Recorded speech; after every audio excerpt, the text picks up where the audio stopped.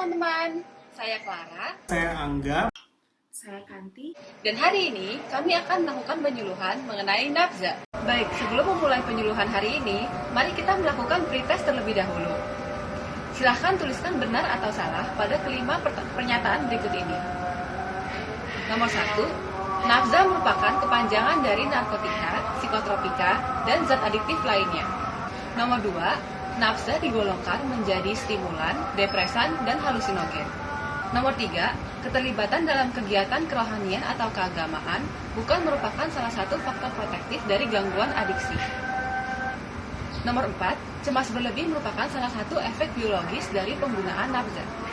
Nomor 5, mengabaikan kewajiban merupakan salah satu gejala dari gangguan adiksi. Baik, sekarang mari kita masuk pada definisi nafza. Nafza adalah kepanjangan dari narkotika, psikotropika, dan zat adiktif lainnya. Menurut Departemen Kesehatan Republik Indonesia atau Depkes RI, definisi dari nafza adalah bahan atau zat atau obat yang bila masuk ke dalam tubuh manusia akan mempengaruhi tubuh, terutama pada otak atau susunan saraf pusat, sehingga menyebabkan gangguan kesehatan fisik, psikis, dan sosialnya karena terjadi kebiasaan, ketagihan atau adiksi, serta ketergantungan atau dependensi terhadap nafza. Narkoba sendiri merupakan akronim dari narkotika dan obat atau bahan berbahaya. Maka dari itu, narkoba sama dengan nafza. Kemudian kita akan bahas mengenai narkotika. Jadi, definisi dari narkotika adalah zat yang berasal dari tumbuhan atau tanaman atau zat buatan yang menyebabkan efek halusinasi, menurunnya kesadaran, serta menyebabkan kecanduan. Jadi, narkotika dibagi menjadi 3 golongan. Golongan pertama terdiri dari opium, heroin, kokain, ganja, dan popi. Golongan kedua terdiri dari metadon, morfin, dan petidin.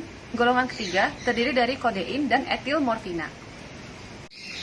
Kemudian, definisi dari psikotropika adalah zat atau obat yang bukan narkotika, yang bekerja dengan menurunkan fungsi otak serta merangsang susunan saraf pusat sehingga menimbulkan efek seperti halusinasi, ilusi, gangguan cara berpikir, perubahan perasaan yang tiba-tiba, serta kecanduan pada pemakainya. Psikotropika dibagi menjadi 3 golongan. Pada golongan pertama terdiri dari MSD, MDMA, dan meskalin. Pada golongan kedua terdiri dari amfetamin dan PCP. Pada golongan ketiga terdiri dari norpseudoephedrine, alprazolam, dan diazepam. Kemudian untuk zat adiktif lainnya merupakan zat yang dapat menimbulkan ketergantungan yang dapat merusak sistem saraf pusat. Contohnya adalah alkohol, tembakau, lem, dan lain-lain. Selanjutnya kita akan bahas jenis-jenis nafza. Jadi berdasarkan efeknya terhadap tubuh, nafza dapat dibagi menjadi 3 golongan besar, yakni stimulan, depresan, dan halusinogen. Untuk golongan stimulan, efek yang diberikan terhadap tubuh dia akan menimbulkan rasa segar, bersemangat, berkeringat, tapi dia juga bisa menimbulkan disorientasi mental, rasa cemas yang tinggi, akhirnya jadi sulit tidur, dan sebagainya. Sedangkan untuk golongan yang depresan, efek yang ditimbulkan lebih ke arah orang yang menjadi lebih mengantuk, tapi dia bisa lebih tenang, tapi dia juga akan mempengaruhi koordinasi, gerakan, dan konsentrasi dari pasien tersebut. Sedangkan untuk golongan yang satunya lagi, halusinogen, dari namanya kita bisa tahu bahwa efek yang ditimbulkan adalah menimbulkan halusinasi. Dan itu sangat dipengaruhi dengan perasaan orang tersebut di saat menggunakan obat itu. Nah, obat-obat apa aja sih yang tergolong ke dalam golongan tersebut? Jadi yang kita masukkan ke dalam golongan yang stimulan, yang tadi efeknya tuh lebih ke arah berkeringat dan bersemangat, itu ada misalnya amfetamin atau metamfetamin yang biasa kita kenal dengan sabu misalnya, kemudian kokain, ada nikotin, hat, kafein, dan juga ekstasi. Nah, untuk yang golongan depresan, contoh-contohnya lebih ke arah misalnya alkohol, benzodiazepin, opioid, barbiturat, dan juga ganja tapi dalam dosis rendah. Sedangkan untuk yang halusinogen, biasanya yang kita kategorikan ke dalam golongan ini adalah misalnya LSD, kemudian PCP, ketamin, dan juga ganja dalam dosis tinggi. Nah, menurut WHO, obat-obat yang dapat menyebabkan adiksi atau ketergantungan ini dibagi menjadi 8, yakni ada golongan alkohol dan barbiturat, yang kedua ada golongan ganja dan marijuana, yang ketiga ada hat, ini merupakan sebuah tanaman juga, Kemudian yang keempat ada amfetamin dan metamfetamin. Yang kelima ada golongan opiat yang termasuk ke dalam situ juga ada morfin, heroin, dan kodein. Kemudian ada yang bersifat inhalan seperti toluan dan aseton, dan juga ada kokain, dan yang terakhir ada halusinogen. Yang termasuk ke dalamnya adalah LSD, MDMA, atau yang lebih kita kenal sebagai ekstasi. Nah, obat-obat ini ternyata juga punya nama-nama gaulnya atau nama-nama yang lebih dikenal di pasar, dan ini akan membantu kita mungkin ketika kita mendengar hal-hal tersebut yang biasanya diomongin di golongan-golongan para pengguna nafza ini, kita jadi tahu bahwa inilah yang mereka maksud. Ya, kalau kita lihat berita di sini ya, kemarin misalnya Jeffrey Nicole didakwa atas kepemilikan ganja, ini juga salah satu berita yang sangat-sangat hangat dibicarakan. Jadi artis ini menggunakan obat yang kita biasa sebut dengan ganja. Nah, ganja ini tadi merupakan golongan dari depresan jika dia digunakan dalam dosis rendah, tapi jika digunakan dalam dosis tinggi dia bisa menjadi halusinogen. Nah, ganja ini juga punya nih nama-nama populer di masyarakat yang lebih dikenal, misalnya cimeng, daun rumput, jayus, barang, marijuana, bunga ikat, labang, dan hijau. Nah, beberapa artis lain kita juga tahu yang juga tertangkap dengan kasus narkoba, misalnya Nunung, dia tertangkap karena menggunakan sabu. Sabu juga salah satu narkotika yang paling sering digunakan di Indonesia, yang disalahgunakan di Indonesia. Dan sebenarnya kandungan dari sabu itu merupakan metamfetamin. Apa yang kita sebut dengan metamfetamin? Dan ini merupakan golongan yang stimulan dan dia punya nama populer, misalnya sabu atau sabu-sabu, ubas, mecin, kokonat atau kristal kalau di luar negeri ya. Nah, selain itu obat-obat lain juga punya nih nama-nama yang lebih dikenal di masyarakat, misalnya kokain itu lebih gampang dan banyak dikenal sebagai coke, girl snow, atau happy dust, charlie, serepet, atau salju. Sedangkan heroin itu biasanya dikenal dengan putau atau putih, bedak, atau PT. Dan MDMA atau yang biasa kita lebih kenal sebagai ekstasi itu juga sering disebut dengan kancing, benik, essence, disco, biscuits, dan venus. Nah, ketika obat-obatan ini digunakan secara berlebihan, dia bisa menimbulkan apa yang kita sebut dengan gangguan adiksi. Nah, orang yang akhirnya dari menggunakan bisa menjadi gangguan adiksi ini, ada faktor resiko dan faktor protektifnya. Apa aja sih yang menjadi faktor resiko, yang artinya jika orang itu punya hal tersebut, maka dia akan lebih cenderung untuk mengalami gangguan adiksi. Yang pertama adalah orang-orang dengan yang punya masalah keluarga, baik itu masalah ekonomi maupun masalah sosial. Ini bisa mencetuskan terjadinya gangguan adiksi. Kemudian penggunaan nafza saat ibu hamil itu juga dikatakan dapat meningkatkan resiko untuk anaknya kemudian hari menjadi memiliki gangguan adiksi. Kemudian adanya kegagalan di masa awal sekolah, penelantaran dan kekerasan pada anak. Terus juga apabila kita terpapar pada komunitas-komunitas pengguna nafza itu juga termasuk sebuah faktor resiko. Dan termasuk apabila seorang anak atau seseorang itu punya teman yang juga merupakan pengguna nafza. Nah, tapi selain faktor resiko itu ada juga sebenarnya faktor-faktor protektif yang bisa kita usahakan agar orang-orang bisa terlindung dari gangguan adiksi ini, lebih dijauhkan dari gangguan adiksi ini. Yang pertama, jika anak atau seseorang itu punya kemampuan emosional dan sosial diri yang baik, yang mana ini bisa dilatih sejak kecil supaya anak itu memiliki kemampuan emosional yang baik. Kemudian keterlibatan dalam kerohanian dan agama, kita tahu negara kita merupakan negara yang menganut keagamaan atau ketuhanan, dan di situ merupakan salah satu faktor protektif yang bisa melindungi kita dari gangguan adiksi terhadap nafza ini. Kemudian kalau ada hubungan yang lekat antar keluarga, itu juga akan memproteksi komunikasi yang baik antar orang tua dan anak, dan juga keterampilan yang baik dalam menghadapi masalah. Jadi ketika anak diajarkan mengenai bagaimana dia harus menghadapi masalah, ini juga akan menjadi proteksi dia terhadap gangguan adiksi ini. Nah, apa sih yang bisa disebabkan oleh nafza? Nafza ini bisa menyebabkan banyak hal, tapi yang terutama kita paling takutkan yaitu efeknya pada otak. Nah, otak ini kalau yang kita tahu, otak manusia itu punya bagian-bagian tertentu. Dan nafza ini merusak banyak bagian dari otak. Yang pertama, dia merusak apa yang kita sebut dengan basal ganglia. Kalau obat itu udah masuk ke daerah basal ganglia ini, dia akan menyebabkan rasa senang.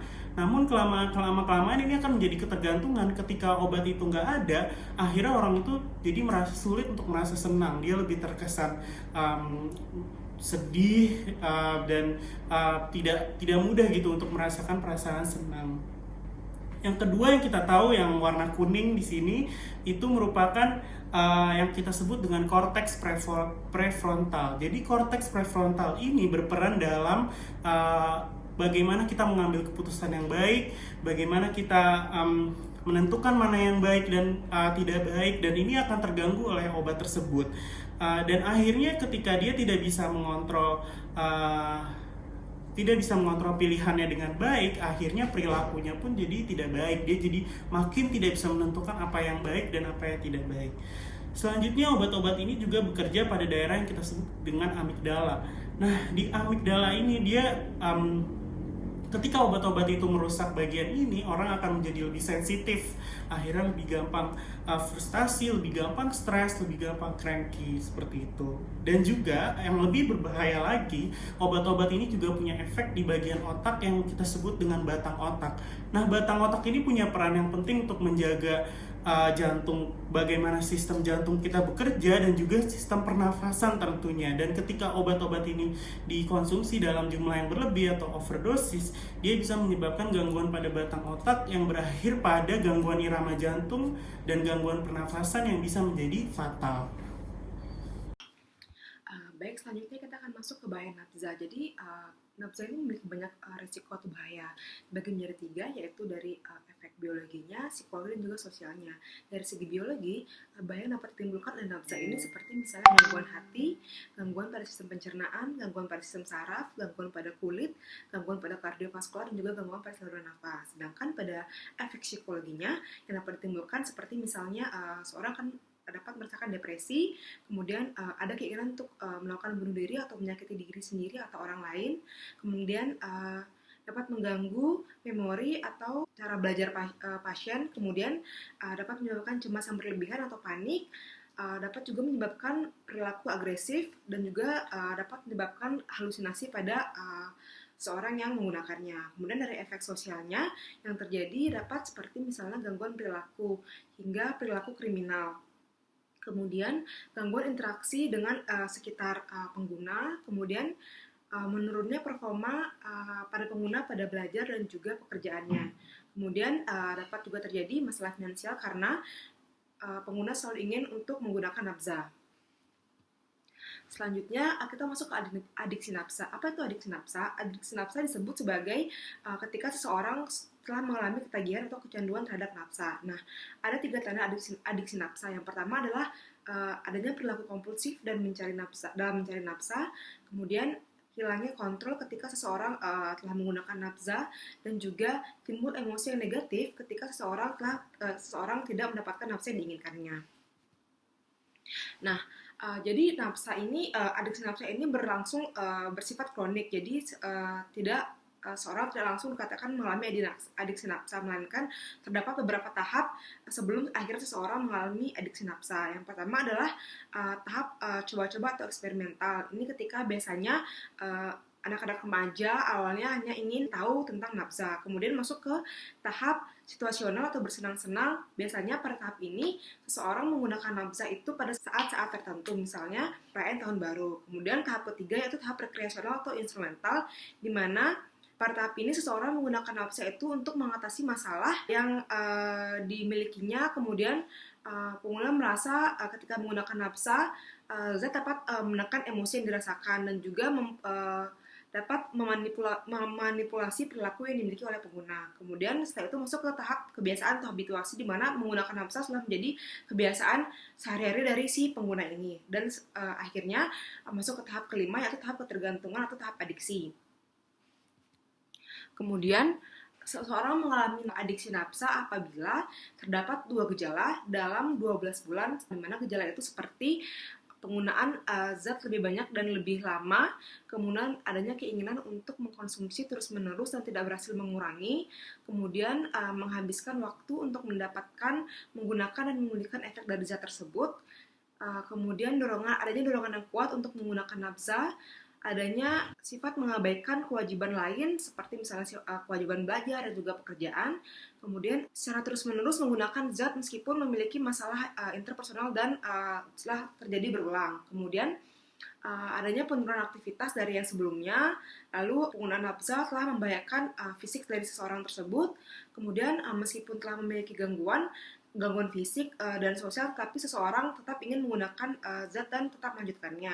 Kemudian adanya toleransi tubuh, seperti misalnya adanya keinginan untuk terus menggunakan nafza yang dalam jumlah yang berlebih meskipun untuk mendapatkan efek yang sama, dan juga adanya muncul gejala-gejala dari gejala putus obat, di mana setidaknya terdapat 2 gejala dalam 12 bulan untuk dikatakan seseorang mengalami adiksi nafza.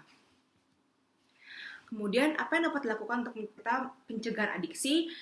Pertama itu dapat dilakukan untuk mencegah penggunaan zat. Jadi dari awal kita sebisa mungkin kita tidak menggunakan atau mencoba-coba zat-zat tersebut. Kemudian bagi orang tua, kita dapat dengan meningkatkan keterampilan anak sehingga anak dijauhkan dari penggunaan nafza. Kemudian dapat juga sebagai orang tua kita memberikan norma-norma sosial sehingga anak mengetahui apa yang baik dan apa yang tidak baik. Kemudian dapat dilakukan identifikasi secara dini. Nah, baik, demikianlah penyuluhan kami mengenai nafza. Selanjutnya kita akan masuk ke post-test. Teman-teman bisa menjawab post-test ini dengan menuliskan pernyataan bahwa ini benar atau salah. Pertanyaan pertama yaitu, nafza merupakan kepanjangan dari narkotika, alkohol, psikotropika, dan juga zat adiktif lainnya. Kemudian yang kedua, nafza digolongkan menjadi stimulan, depresan, dan juga halusinogen. Yang ketiga, keterlibatan dalam kerohanian dan agama bukan merupakan salah satu faktor protektif gangguan adiksi. Yang keempat, cemas berlebih merupakan salah satu efek biologis dari penggunaan nafza. Dan yang terakhir adalah mengabaikan kewajiban merupakan salah satu gejala dari gangguan adiksi. Baiklah, demikian penyuluhan kelompok kami mengenai penggunaan nafza. Semoga dengan adanya penyuluhan ini kita dapat meningkatkan kewaspadaan terhadap adanya penyalahgunaan nafza. Semoga kita semua terhindar dari nafza. Terima kasih.